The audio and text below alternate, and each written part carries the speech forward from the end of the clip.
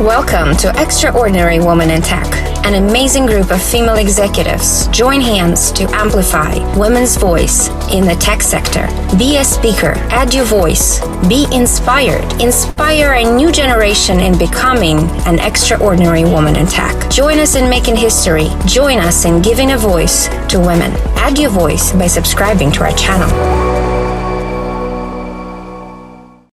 Hello, everyone. Welcome to our webinar of Extraordinary Women in Tech.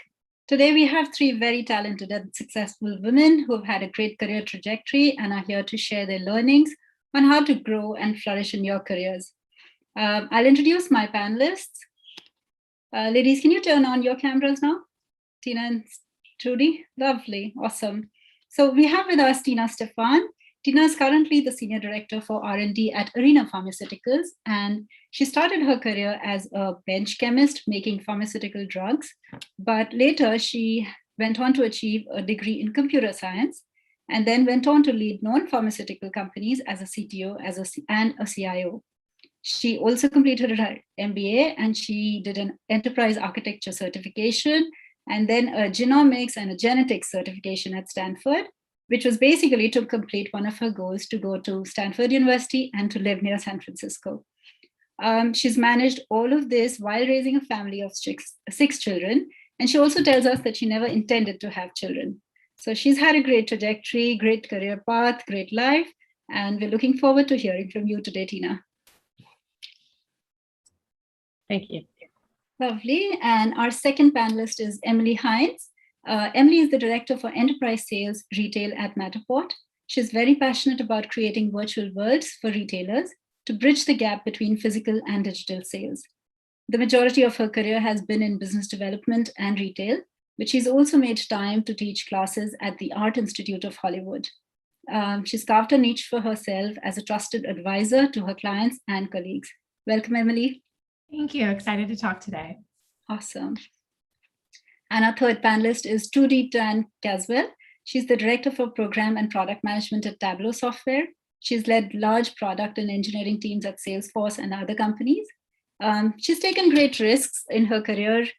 She's moved from heading areas of her expertise to becoming an individual contributor in an area where she had to learn everything from scratch. And Trudy, we look forward to hearing that side of that story today. And Trudy is also very passionate about coaching, guiding, and growing employees to reach her fullest potential.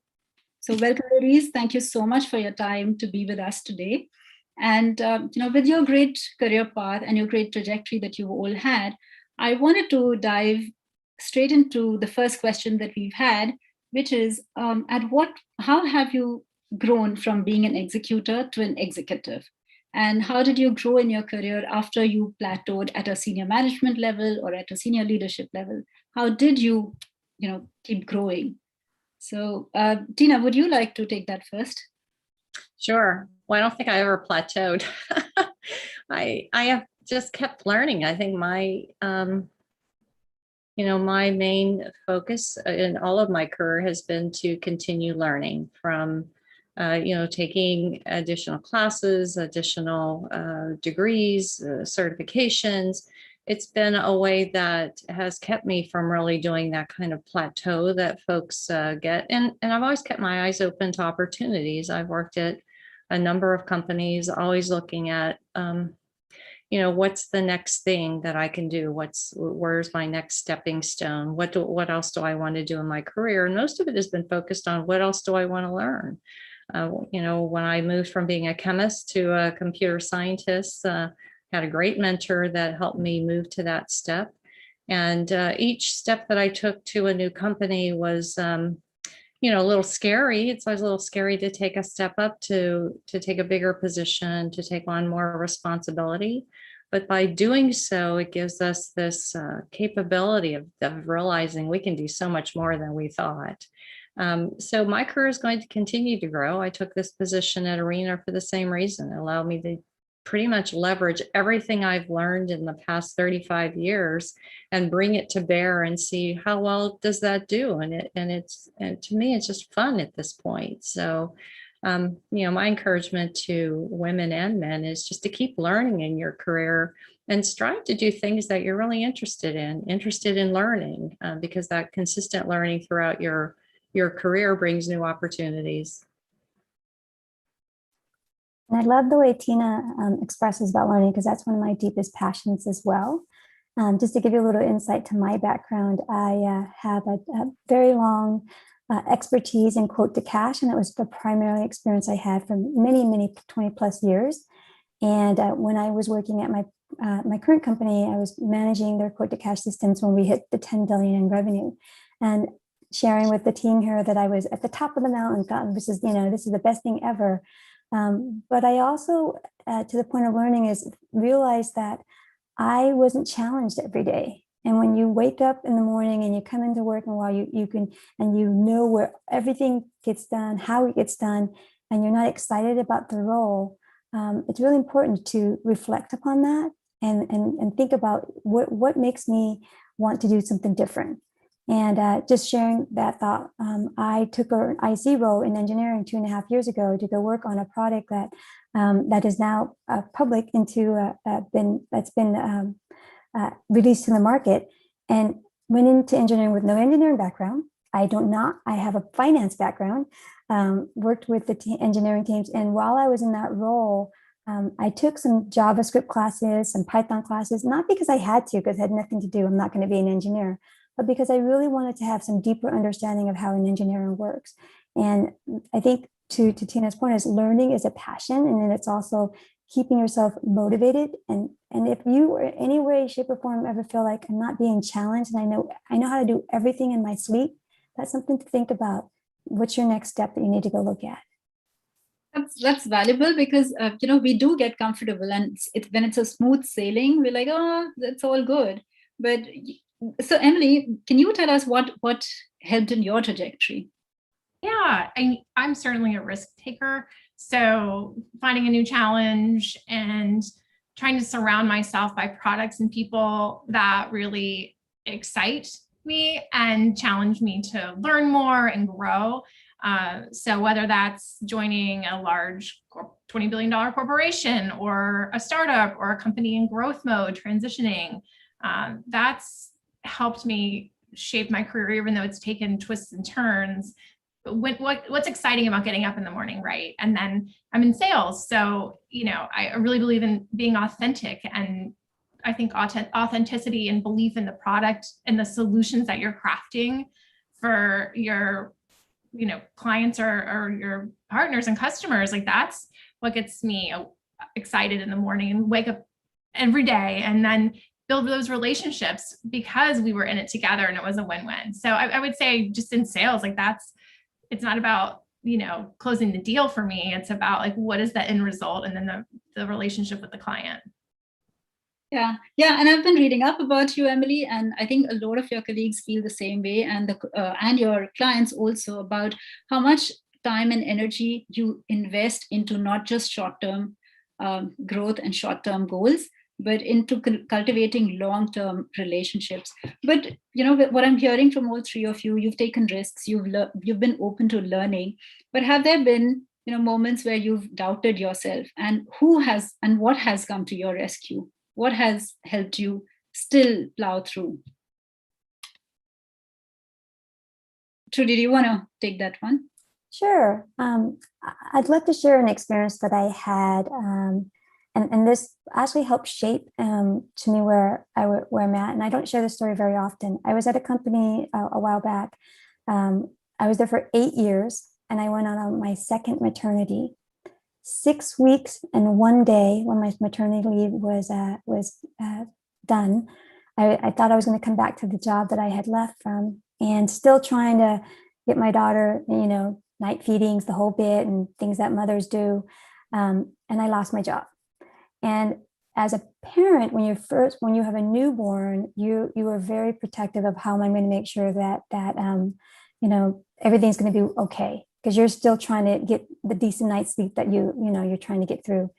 And instead of being frustrated or trying to figure out what to do, I just got right back on it, focused on finding a job, not necessarily. I got a job that I actually did very well at a big company back then, HP, and And it wasn't the ideal job, and it wasn't the job that I really wanted to be a career, but I knew it was a stepping stone to get me where I needed to go to be. So that way, once my daughter was actually, up and walking and past the crawling stage, then I went and found the job that I really wanted to go back to. And so while it shaped me in regards to two aspects, one is, what do you do? One, I would never do what I did that. I would never do that to somebody. Because you take that with you as to why would that happen to me. But I reflect back and say that wasn't Trudy, the person, it was the company, it was the reasons that they had to do it. And then two, it helped me be a stronger person and be able to take that drive and always be able to push forward in regards to it, because life throws you curveballs all the time. And how you handle those curveballs is really is the fortitude that you build upon yourself. Great. Yeah, I agree. I think about so many times where I had to just step out into a new role or take a new step that it was scary. And I've done it so many times that I think that if you do it enough times, you don't get over the fear. You just know that you can manage it, whatever it is that comes along. When I was working at a company on the East Coast, we ended up getting bought by a company out in California. And at the time I was pregnant with twins, and I was thinking, I love California. I really wanted to move out. And so I took the chance to have a conversation with the CIO. I came out to the West Coast, met with her and said, hey, I really want to move out here. I have this great scientific background. Here's what I do at my company. You have 70 labs here. I'm the perfect person to come out here and do this work. It took a little negotiation, but she believed in me and she moved me out. And when I started, she said, well, you're going to have to go back and forth for a while between the two places because I need you to transition someone till I can find someone to lead that group. So for the first 7 months of my pregnancy, I went back and forth between California and Maryland to the point where I couldn't fly anymore. They wouldn't let me fly anymore. So but it worked. It was scary, right? Because I was moving to a new position at a new company with a new boss, a new house, pregnant with twins. I already had 4 children at the time. So it's like 6 little kids that they were between 1 and 10 at the time. It was a lot. It was a lot to take on, but you take one day at a time and you believe in yourself. You believe that you have the capabilities to provide, and you just do it. And it was one of the best moves I ever made. I love California. That's so nice to hear, especially with, having a young family and still taking a risk of moving into a new area and having the perseverance to travel back and forth to make sure that, they see the value that you bring. That's awesome. Really inspiring. Emily, have you ever had any self-doubt? Oh my goodness. So much. I've had a lot of jobs. I've been laid off multiple times. I've experienced a lot of transition at companies. I had a startup of my own. I started my own business at 25, and that was what could be considered a failure. So, I'm a true believer in, there's a lot of messiness, right, and career trajectories, and to not take it personally, right, when you have that self-doubt, like look at it as, okay, what's this opportunity bringing me? What am I learning from it? And I can look back now. It's hard. It's easier in hindsight, right? And trace it. And I just had this experience this week. I've called this person that I knew at one job, this other person that I met. And so maybe those jobs didn't work out for the long term or for me personally, but I brought a lot and learned a lot from that experience that made me stronger, that helped me build better relationships. And then, keeping a thread of that passion, like what you like to do every day, will fuel the risk taking. and help you overcome those feelings of self-doubt. Like, I'm not good at what I do, or, why am I going through this again? And it's never really, if you realize it's never really about you, it's a business, then it's easier to kind of overcome that. And then recognize that you talk to women and you have these stories about the company got bought out, they laid off the sales team, the product wasn't where it wanted to be. And, we're all kind of in it together. A lot can happen in a career. So yeah, lots of moments of, what am I doing? Where's my next job? Yes. Wow, great. So tell me this, Emily, have you also sought mentorship? I know you do mentor others, but has that played a role in your life? Yes, for sure. I mean, my first official mentor was this woman, this amazing woman. She's still with us, Ilse Metchek from the California Fashion Association. And prior to joining her organization under her leadership and as a mentor, I had so many different jobs. I wasn't quite sure I wanted to do. I was a wardrobe stylist. I was managing a retail store. And she's really guided me through all of this change that I've had as a professional since I worked for her. She's an incredible, they call her the godmother of fashion in California. So, and I still to this day keep up with her and talk to her and, share with her. When I was at another organization and was really struggling with some leadership, I sought out other female leaders that I could have a confidential conversation with that really helped me understand the bigger picture, that it wasn't about me. So I think it's important that at different stages you look for that, especially today when we're all, behind a camera and you don't have those opportunities to network with women externally or internally in your organization that you can develop a mentorship. You're really on us to seek those out. But yeah, I think that camaraderie and that guidance from an ex, and it doesn't have to be someone older than you, right? It could be someone younger who's maybe been through something similar. Yeah, so true. I mean, mentorship is everything. I've had so many mentors in my career, and if it hadn't been for them, I wouldn't have become a computer scientist. One of the mentors that I had when I was a chemist was willing to say, hey, why don't you help me with some of this programming that I need to do? I'm not a program, but it turned out I really liked it. I liked it more than I liked working at the bench. Not that I didn't like science. I ended up combining the two. And now I have the strength of background in both computer science and science that very few people have. And it's been one of the drivers to my career.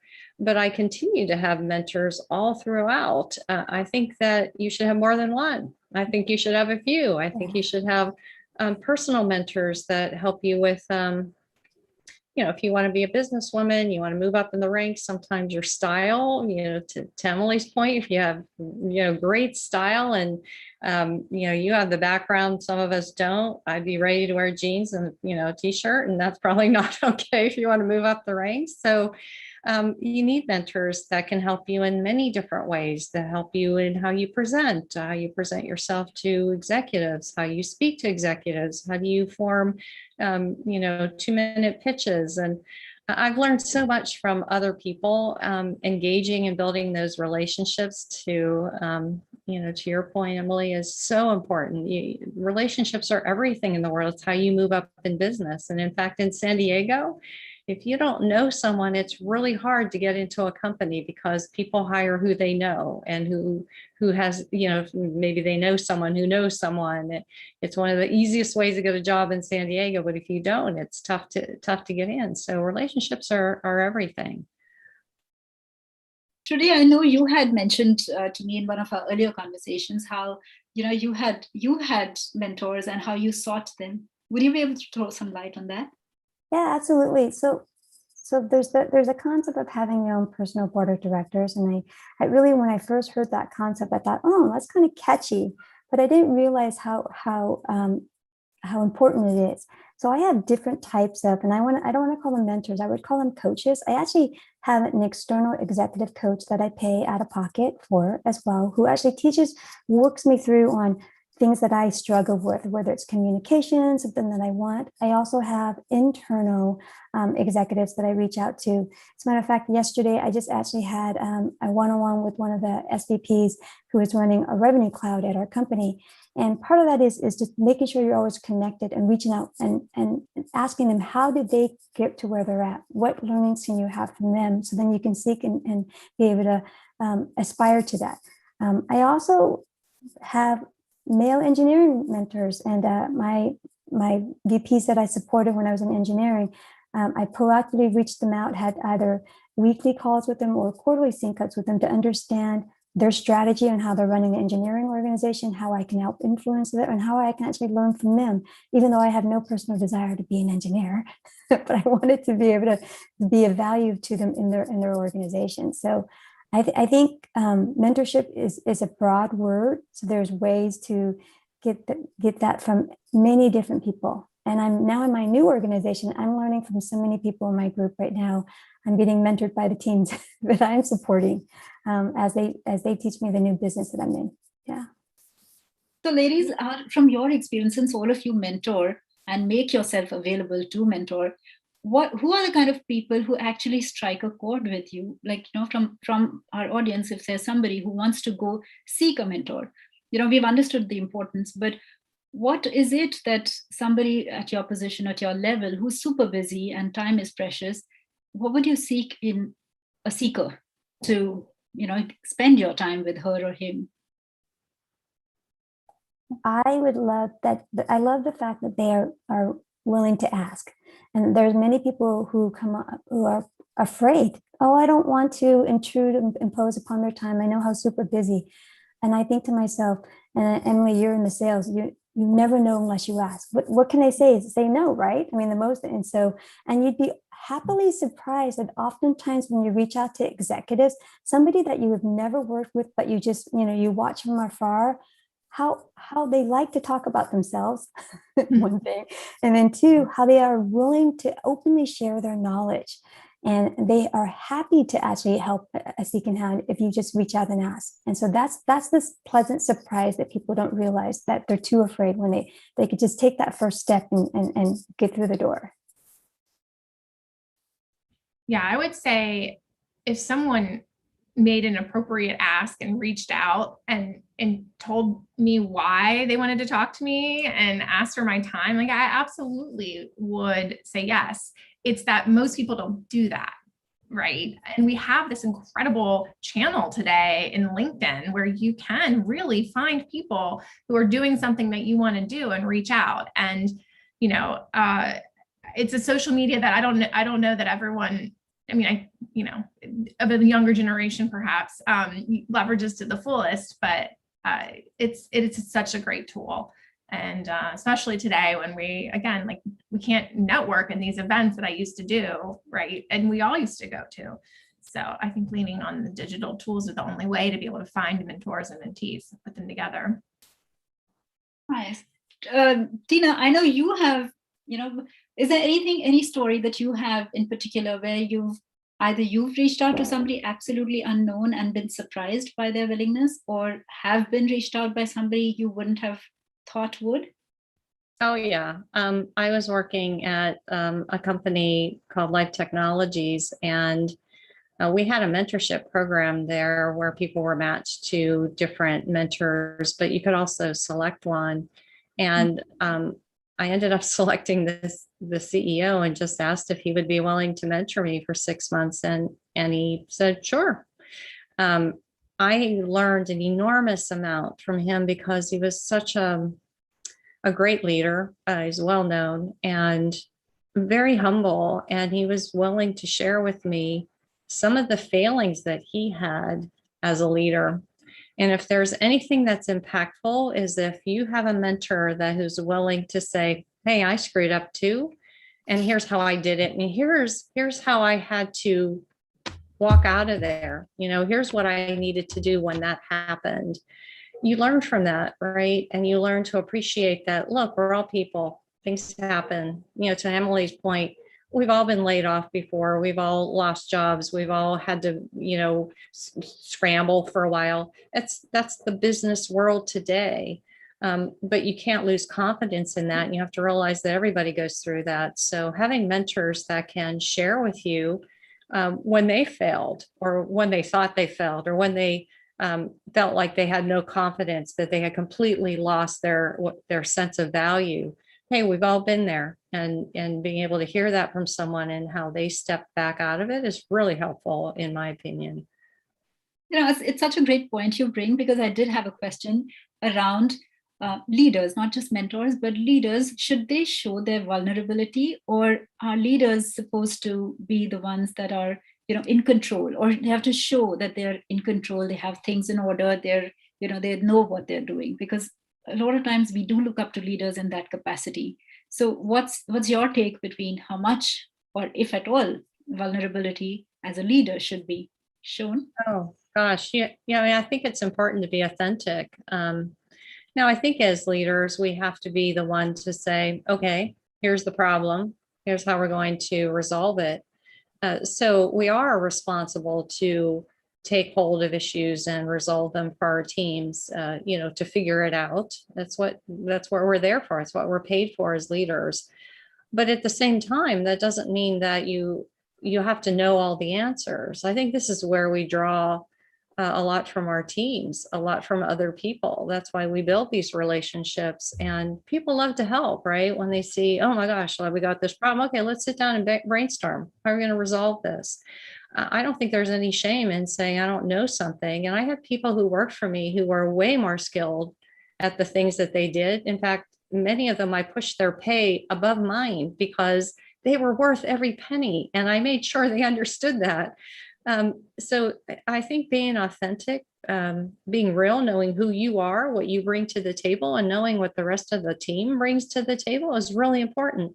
And people draw behind you. I had so many great teams in the past. And one of the things that I used to do these 360-degree feedback, where anonymously, I didn't know who gave me that feedback, but one of the things that people liked most about me was that I was very candid, forthright. You always knew what I was thinking because I would just tell you. And if I didn't know something, I'd say I didn't know. And people appreciate that, because look, we're sitting all here talking about how we've had failings and things haven't necessarily worked great all the time. We've had to take risks and it's been scary. Guess what? Everybody feels that way. And if you don't come across authentic or honest, people don't have trust in you, and trust is everything in a relationship. I think the best leaders are humble, authentic, and vulnerable, right? And I think that being able to be there at that level, and that shows confidence in your abilities and leadership. Admitting that you're not perfect, you don't know everything, is the best way to get people behind you. So that's been my best experience with the leaders that I've worked for. And when I was fresh out of college, I worked at a company called SGI, which was, at the time, it was the heyday of the companies. It was the Facebook, Google. And Ed McCracken, the CEO at the time, and this has always stuck with me, he said was, always complement your skill sets. If you have strengths in XYZ, put the other members of your team your weaknesses. So then you have full balance and diversity in regards to ensuring, because you are not the end all answer to everything. And bringing the best minds into the table is really what's key. And that has stuck with me since my entire career. To this day, I still repeat that. And that's, it's been such a long time since that company's been mentioned, but I think that's a great mantra to work with. Yeah, truly, and I see that. I think because you're also with that mindset, you also bring out the best in people. Yes. Because you're tapping onto their strength and you're making them know that, listen, these are the strengths that I'm counting on you for. So it does motivate them and bring out their best. But moving on to the next, the follow-up question to that would be, what motivates you? What keeps you guys going? You girls going, you ladies going? Oh, for me, it's learning. If I'm not somewhere where I'm learning something, I'm just bored. And it's one of the reasons that I've moved to different companies, is that I get bored, doing things for too long. And many times I've paired my jobs with, taking classes at night, whatever those were. That's why I have a couple of certifications. I went and got an MBA because it was like I was bored. Although that's kind of funny, because when I did my MBA, I was, I had 6 kids between 1 and 13 or something like that, and was working full-time, traveling and taking an MBA full-time. So for 2 years, I don't even remember what I did.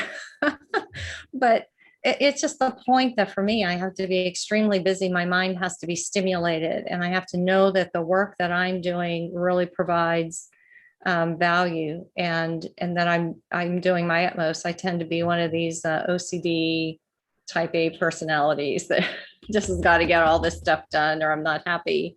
But everyone's different, and for me, if it's about brain stimulation and just continuous learning. For other people, it's other things, right? Well, when I first got into sales, someone said to me, you have to be motivated by a Prada handbag and you'll be successful. And I don't think we talk about this enough, but really what motivates me is closing the deal, and the money. Like, there is a money motivator for a salesperson, right? I don't know if that's, you're not supposed to talk about that with your clients or your customers or whatever, but sometimes that's what it is, right? Like, I'm good at sales because I'm driven by the deal size, by my quota, by the commission check. And, I don't think I should be afraid to say that. And at the time when someone told me that, I was just getting into sales and I was like, oh, how horrible to say that. And it's kind of true, right? At the same time, I wouldn't just sell anything. Like, what also makes me great at sales is I'm motivated by the financial reward, but I'm also motivated by the end product, and I believe in what I'm selling. So it's like the two of those together. So I would never sell something that I don't think could positively impact the retail industry as a whole. And I would never sell outside retail and fashion because it doesn't get me excited. So anyways, yeah. No, we work for money, right? I mean, it's not like it's called work.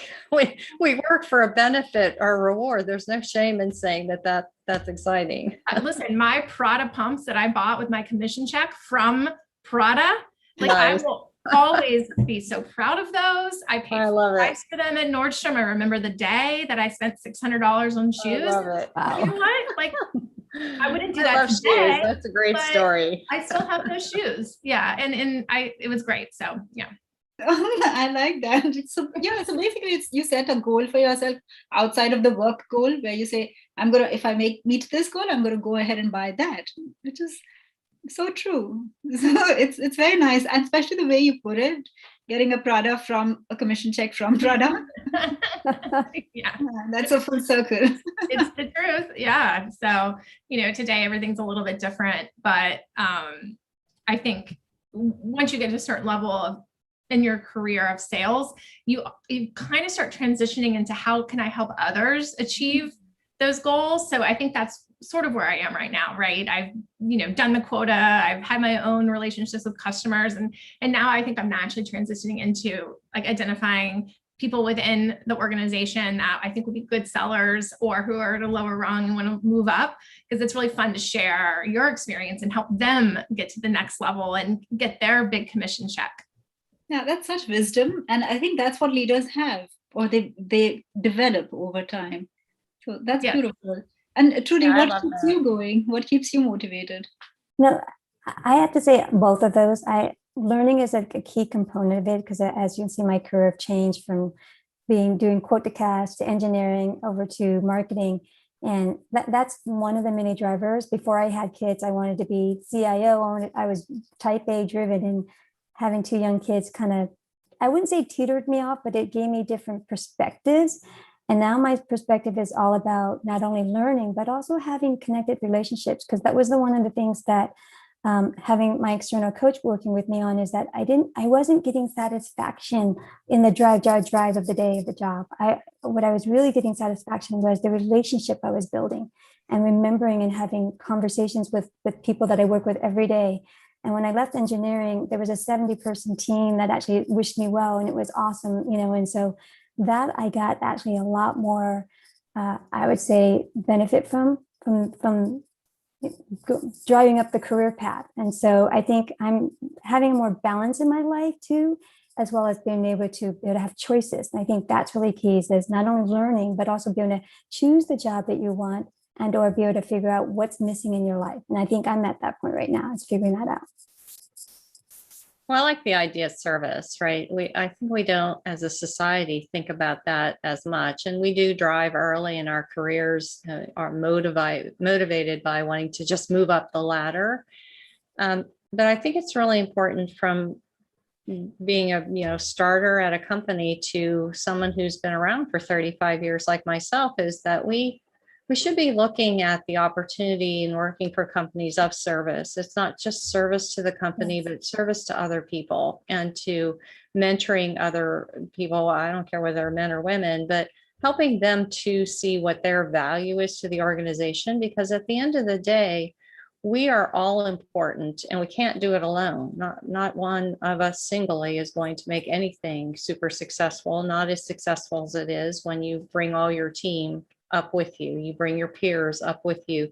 My attitude has always been one of, for my boss, I'm there to make my boss look successful. I don't care what it is it takes. I will make him or her look successful by the work that I do, by the work that my team does.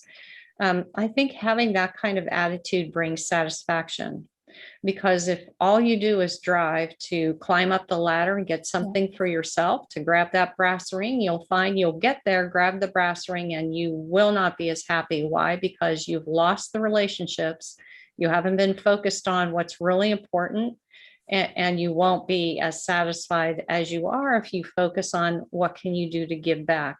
Why are you here? What's your purpose as a person? That's so true. And that one statement that you said, that what can I do to make my boss look more successful? That is, yes, of course, there's a sense of service in that. There's also, I feel, the hidden benefit of you going over and beyond your role, which will help you grow anyways, right? With, if you're already thinking of what can I help her with, or him, what can I help to make her life easier, his life easier, you'll undertake some of her responsibilities, which I've realized from my trajectory is you don't realize it at that time, but you're actually preparing yourself for that next role. So it works that way. It really works that way, because I was at a company where I became the CIO. I was just the director of development, and I was there for maybe 2 years. And then my boss, who was a good friend and colleague, he said, "I'm leaving." And he said, "Oh, and I told the CFO that you should be the next CIO." And I was like, "What? Like, why did you do that? Like, that's just crazy stuff." And, and then I ended up taking that position, and it really catapulted my career. It was scary, but all I can say is that why did that happen? Because for the longest time, I did everything I could to make him look successful. I did a lot of work that he didn't expect, and I did, and I proved already to him, and as well as the company, that I could do that job. So it is important sometimes. It doesn't mean that you'll get that position, but it will prepare you if you decide to take that position somewhere else. Yeah. No, beautiful. So I do love that. So I've heard what motivates all of you, but you know what it looks like? All of you are so super driven. But I do want to ask you, what do you do to unwind? Because don't you get tired of it, just with that drive and learn and grow? What do you do to relax? I mean, yoga, 100%. And I got into my practice because I was in a very challenging position with a very challenging boss. And I had to go every morning just so I could get myself together and show up for work that day. And this went on for a year before I found another job. And it's actually sustained me in my practice, because there's something about it that, there's meditation, there's the physical and emotional benefits. So I wouldn't say it's not necessarily an unwind, but it's really like a self-care, taking yourself out of that daily grind. For an hour. It's the only thing that got me through. And then since I started doing that about 8 years ago, I have to go every week. Anything that you do to rejuvenate, to come back to work, or to come back to your responsibilities charged up. What do you do, Trudy? I am learning the piano, which is another learning aspect, but I suck at it. So, but I'm like a little kid on the keyboard, banging away with, the keys and everything in my notes. and it relaxes me. I have background piano music playing all the time, and it helps me just be calm and soothing. And so it's like the elevator music that I'm trying to learn how to play on the keyboard. Mm-hmm. Yeah, for me, it's anything that's physical, right? Because if my brain is working all day and I'm sitting in this chair in Zoom meetings just like this, I've got to separate from that and do something physical. So it could be in the garden, or it could go to the gym, or take a run, or take the dogs for a walk, or do something with the kids, or and I do take some time to read other material too, things that have nothing to do with science or work or whatever. So unrelated material, scriptures, and things about some of the health nuts. I like to read all the health stuff and magazines, whatever. I have like dozens of magazines that I never get to, right? Once in a while I can like flip through and get through a couple of articles. And I keep them all thinking I'm going to go back and read them, but I don't always find time. So I need to get better at my work-life balance. I tend to, I like my work. I'm sorry, I really like my work. So I do spend a lot of time at it, and I don't feel bad or guilty about it. So I don't always need to get that time away to feel okay. Sometimes I do, but anyway, you got to like what you do. Yeah, very true, very true. So so I'm going to open the forum for questions from the audience, but before that, I do have a couple of more questions. And audience, feel free to send us your questions, please. My question is, what have you had to sacrifice in your journey? Well, I have 6 kids, and I can tell you that there's a lot of stuff I missed with them to work. My story to them used to be, if you're not bleeding, the police aren't at my house, don't call me. You have a nanny at home, to go talk to her. But I missed a lot. I missed a lot of, my kids often will ask me, when did I first start talking, or when did I first walk? And I'm like, I don't know. I don't remember. Which I know is really bad, but it's like, sometimes you can't do service to everything very well. And I had, I was a good delegator. I delegated a lot to other people to help with kids. I've been a single mother for 15 years now. So there are a lot of other people to help raise my kids while I had to work. But I don't regret any of it, because my kids ended up being much more independent. It's good for them. I think we need to stop feeling guilty as women and know that we're doing what we should do. We're doing our job. And there are some sacrifices that we made. While my friends went out and party in the evening, I was taking degrees. I mean, I was busy learning for so many years. That's how I accumulated the knowledge that I have, and I need it for the work that I do. So, who needs a party? I don't know, just my attitude. Trudy, what about you?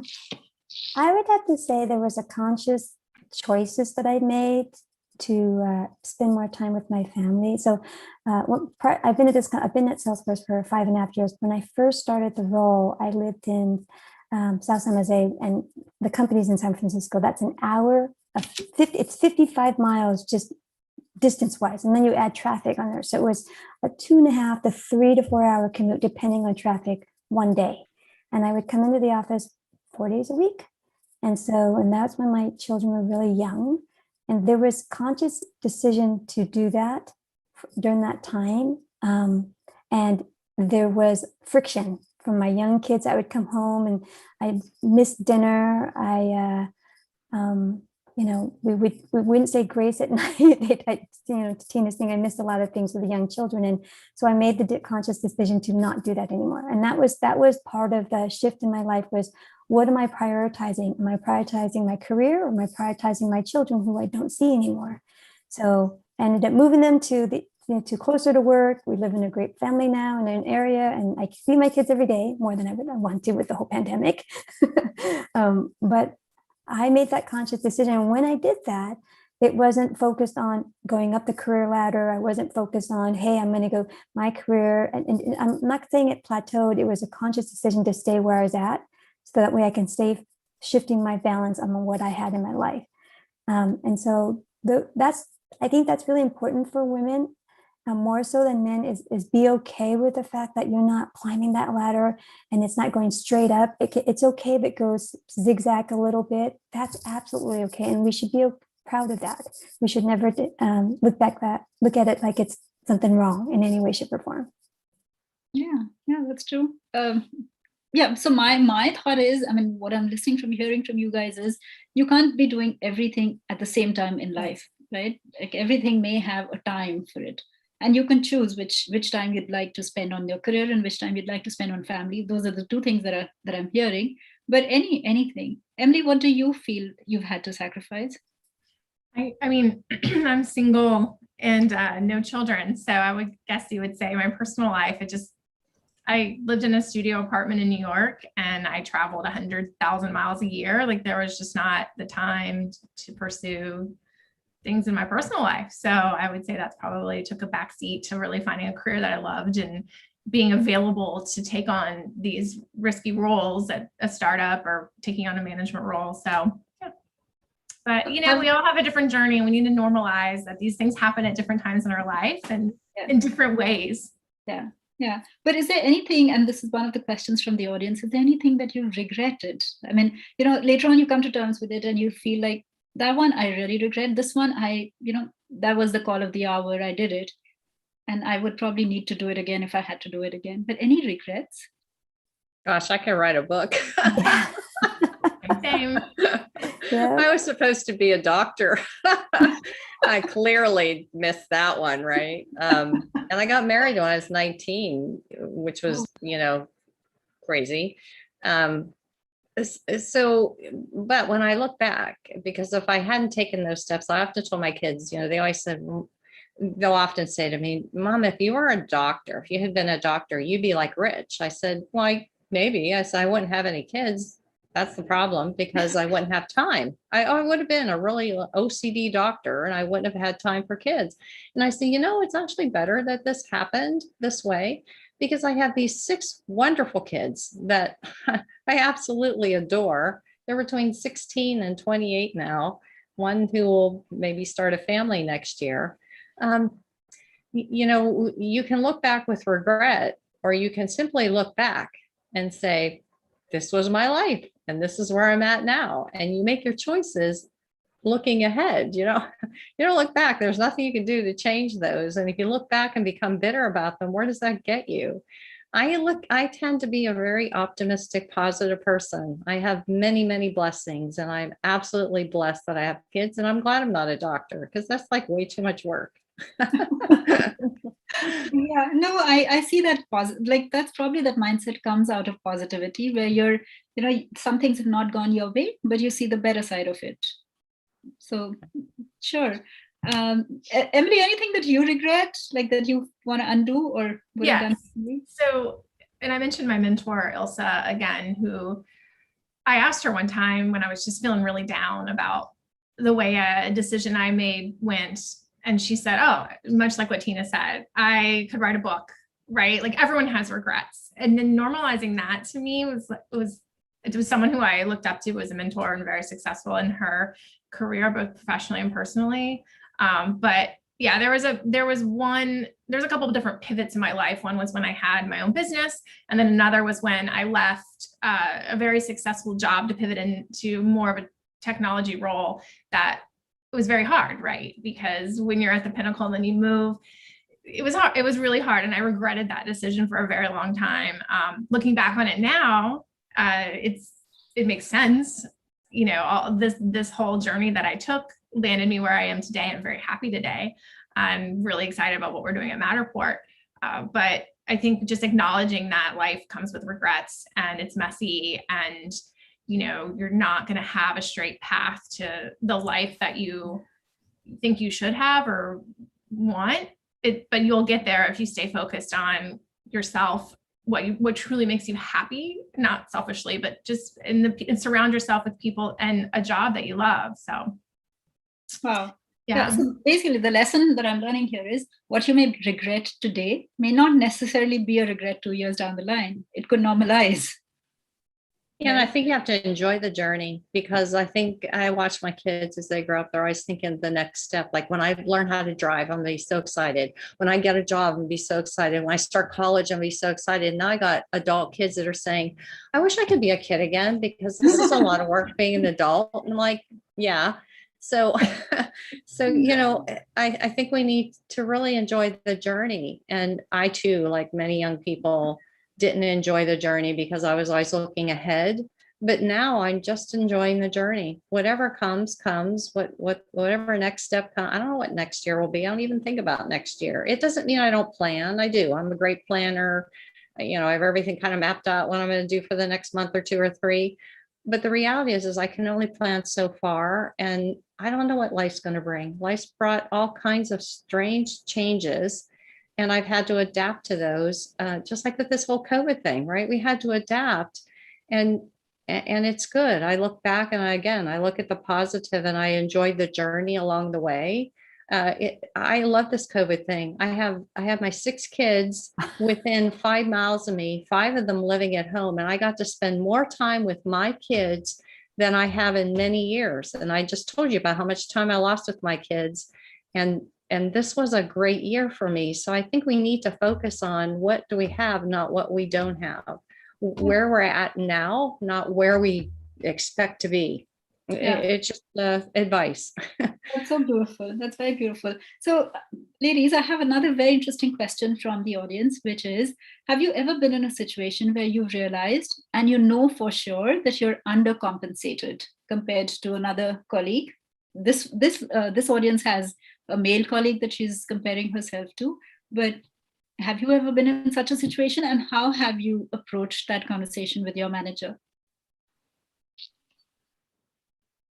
Well, I've been there. I think you have to decide what's important, because, some companies have ceilings where you're hired for a purpose. There aren't many positions above you. It's unlikely that the company's maybe going to be willing to spend more because you'll make more than the person above you then, right? So I think it takes some time. If you're wise, you take some time to really find out how the company is. Like, spend some time looking at their P&L. How's the company doing? Talk to some of the executives, get to know people and know where the company stands, what their culture is. Because in some cases it's okay to go and say, hey, I'm not really well compensated. I think we should look at this. Can we? In other cases, it might be the company, and maybe you'd be better off finding another position somewhere else. Because my feeling is that people know my value. I work really hard and I bring a lot of knowledge to the work that I do. If they're not willing to pay me, this isn't where I should be. I should be somewhere else. If I have to ask, I'm in the wrong place, because that means my boss doesn't value me enough to want to compensate me for where I'm at. And that's my boss's responsibility. So there are a lot of things that you need to think about, and you need to research before I think you approach your boss about a raise or a promotion. Yeah, to add to that, there are many variables that go into that, right? There is, and this is openly known, unconscious bias that men automatically get paid more than women. Doesn't matter what role you're in, whether it's engineering, whether it's a doctor, it's a secretary, even an admin. It's just part of that. And that's something that's generationalized. That's something that some companies are doing conscious efforts to change. When you're in that situation, I would be make sure that you have the facts, right? So you're doing these X, Y's, and Z. Your counterpart is doing X, Y's, and Z, right? You should, why are they being, the fact that you have to acknowledge that they're being compensated higher than you is something. So that in itself is a conversation. Is what you should do is come into the conversation. Here's what I deserve to be paid based on knowing what my peer group is being paid internally as well as externally. And having that information laid out is really key, as well as having a conversation with your boss as to, here's what I've showed myself to go above and beyond. And all of the work that I'm doing, here's the projects that I'm doing to show you that I'm deserving of this. And it's important to have those conversations and be having all the facts in front of you, because you can't come in there with an emotional approach. I think that's really going to hurt you more than anything. That's Yeah, I was just going to say, I've had that exact experience, and kind of a different way to look at it is because every role is going to have a range, right? And there are a lot of variables. And I had that experience, and I was very, I took the I internalized it a lot and was just kind of angry about it. But instead, what I would have wished I did was think about, like, what could I have done better to ensure that I was being fairly compensated so that I didn't have to worry about what my male colleagues were getting paid, right? And then I don't know if that's an approach to your boss that says, for your next role, like making sure that you read about negotiation and that you empower yourself so you don't put yourself in that position again, versus like, what can I do about it today? That's how I thought about it. And when I negotiated this last role, I had those learnings because I remembered how I felt when I learned that my male colleague who had less experience than me was getting paid more, right? Like, what did I do? And what can I change? Yeah, that's a great point, because quite frankly, it's our responsibility in coming into a position to understand what your worth and value is, what people are paying out. Salary.com, you can find out what people are being paid in your area. And it's your job to negotiate your salary and your benefit package. Now, companies have all kinds of ways to benefit and to, to pay you. There's lots of different ways of compensation, especially as you move up the ladder to, it can be bonuses or stock or additional vacation time or other perks.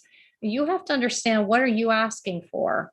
And once you've negotiated that and you accept that offer, okay, you can go back and complain about it a year later, but the reality is comparing yourself to someone else, that's not going to get you anywhere, in my opinion, because they negotiated what they wanted based on what they felt their value was, and so did you. You had every fair capability of coming into it. So I think it's really understanding that it's on you.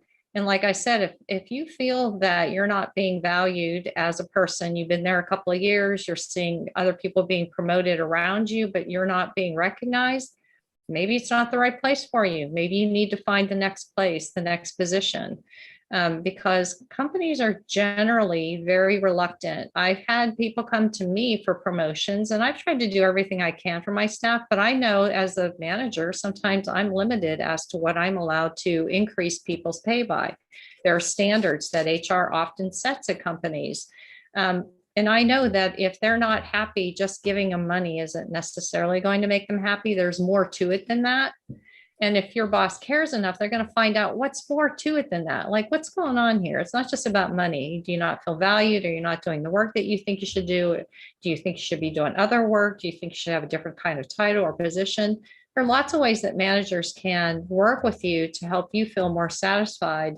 But again, you have to have a boss that cares enough about your team. And if they don't, again, maybe that's not the right place for you. These are just things that I've learned over the years. It's sometimes very hard to get companies to just promote you or give you more money just because, Joe over here is making more than you do. It's the unfortunate truth. Yeah. No, I'm very glad that we discussed this, because I'm seeing three, of course, there's wisdom that comes with knowing what your worth is and knowing whether you're valued or not, but also money can be a great motivator, but that's not the only thing. So you have to think of what exactly is motivating you or demotivating you here, and then take all that information and go with it. Having facts together. So ladies, we're almost at the top of the hour, but I did have a very quick question for all of you. What would have been an alternate career that you would have liked? Or would still like, if you could switch? I want to go develop a product. I have been actually designing, and so I'm taking these courses at Berkeley, and so again, you're talking about dream job, right? So I have this vision of one day developing a product for underprivileged kids to help them teach finances, because the idea that I have is that kids, you and I go to college or high school and we're taught calculus, algebra, geometry, all of these great mathematic classes, but we're not taught basic finances. And underprivileged kids that go to the military, who come out, out of the military, don't know how to balance their checkbook, don't know how to do credit checks and all of these basic things. And how do we build an app that's fun, but at the same time educational, and help these children out there to learn the basics of finances? And I think about my career path coming out, because I was didn't have a lot growing up, and and I was going to put myself through college, and I think, I should have. I was one of those kids that just saved all their money and went and bought something which I never should have bought. Instead, I should have paid for my college and books, and that immediate satisfaction and happiness to buy that one item put me back a lot. And so what are the things that we can teach them so that way they don't run into that? Because then you have credit for the rest of your life, right? And you got to pay that off. And it was a pair of shoes, by the way, Emily. So and so those are the I can understand that shoes are important. But yes, so that's my dream job if I was to ever go build that gamification product. Perfect culmination of your finance background and product management. So perfect. That would help the society so much. And Emily, what about you? Well, my dream job was to have my own retail business, and my first attempt failed, but I will do it again, hopefully soon. So yeah. All the best for that, Emily. Lovely, very nice. And Tina, you can't be a doctor anymore, but no. Well, I could, but that's getting a little late to do that. And honestly, I don't want to be a doctor, but I have wanted to for some time. And I think when I get close to retirement, I will think about starting a business that I wanted to start. I had an idea when I did my MBA.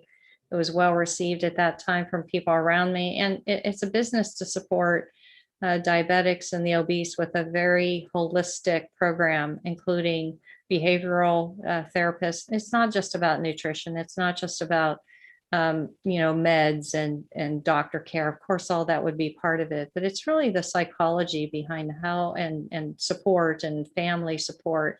It's a holistic system. And years ago, one of my daughters had an eating disorder, and I had the opportunity to go to UCSD, had a great program, and it was very holistic around how they help these kids, families. It was behavior, nutrition, and doctors and others that provided a great deal of support. And it gave me this idea that, this is what's missing in the whole diabetic obese industry, because we're not really helping people in their own time at their own homes with their own families figure this out. We, doctors give them insulin and say, see you in a month or two, come back and let's see how you're doing.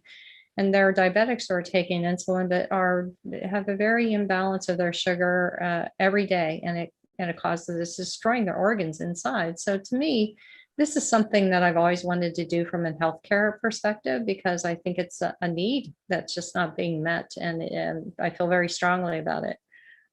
Oh, so, yeah. I'm so glad that we've had the opportunity to talk to three of you. Of course, it's very obvious how virtuous you are. Your thought process is so practical, clear, and as well as so oriented towards what we can do for others.